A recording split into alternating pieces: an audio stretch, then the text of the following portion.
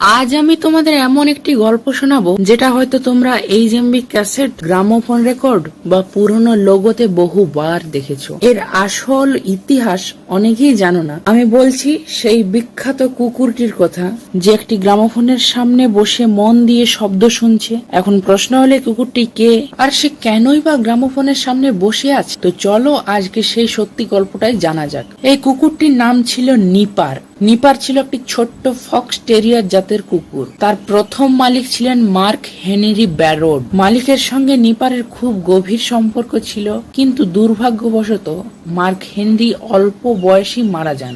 এরপর নিপারের দেখাশোনার দায়িত্ব নেন হেনরি ব্যারোয়ের ভাই, ইংরেজ চিত্রশিল্পী ফ্রান্সিস ব্যারোড। ফ্রান্সিস একদিন একটি অদ্ভুত বিষয় লক্ষ্য করলেন। তার ভাইয়ের কণ্ঠস্বর আগে একটি ফোনোগ্রাফ সিলিন্ডারে রেকর্ড করা ছিল। যখন সে রেকর্ড বাজানো হতো, নিপার চুপচাপ যন্ত্রটির সামনে গিয়ে মন দিয়ে শুনত। মনে হতো সে যেন নিজের প্রভুর কণ্ঠস্বর চিনতে পেরেছে। এই দৃশ্য ফ্রান্সিসের মনে এত গভীর ছাপ ফেলেছিল যে তিনি একটা ক্যানভাসে সেই দৃশ্যটাকে বন্দি করার সিদ্ধান্ত নেন।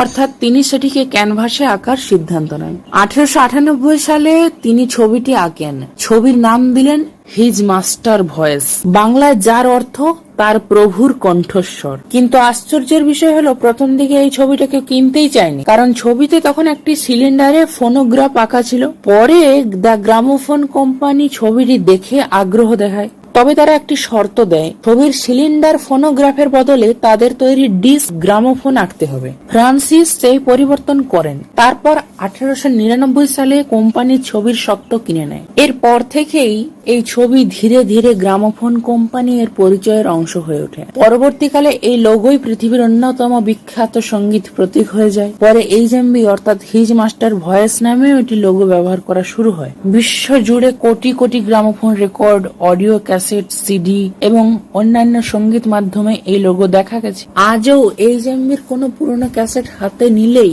এই ছোট্ট কুকুরটির ছবি অনেক সংগ্রাহকের মনে পুরনো দিনের স্মৃতি ফিরিয়ে আনে। আমার কাছে এই লোগোর সবচেয়ে সুন্দর দিক হলো, এটা শুধু একটা কোম্পানির লোগো নয়, এটা মানুষের সঙ্গে সঙ্গীতের আবেগের প্রতীক। একটি কুকুর তার প্রভুর কণ্ঠস্বর শুনে যেভাবে যন্ত্রটির সামনে বসে থাকতো, সেই ছোট্ট ঘটনাই আজ ইতিহাসের অংশ হয়ে গেছে। এই কারণেই এইচএমভির লোগো শুধু একটি ছবি নয়, এটি সঙ্গীত জগতের অন্যতম স্মরণীয় প্রতীক। তোমাদের কাছে যদি এইচএমভির কোনো অডিও ক্যাসেট, গ্রামোফোন রেকর্ড বা পুরনো সংগ্রহ থাকে, তাহলে অবশ্যই কমেন্টে জানিও। আর যদি আজকের ভিডিও থেকে নতুন কিছু জানতে পারো, তাহলে একটা লাইক এবং কমেন্ট করতে ভুলো না। এমন আরো অডিও ক্যাসেটের ইতিহাস এবং অজানা তথ্য, সংগ্রহের গল্প ইত্যাদি সব ভিডিও দেখতে চাইলে সুরের ডালি সোনু চ্যানেলটি সাবস্ক্রাইব করে পাশে থাকো।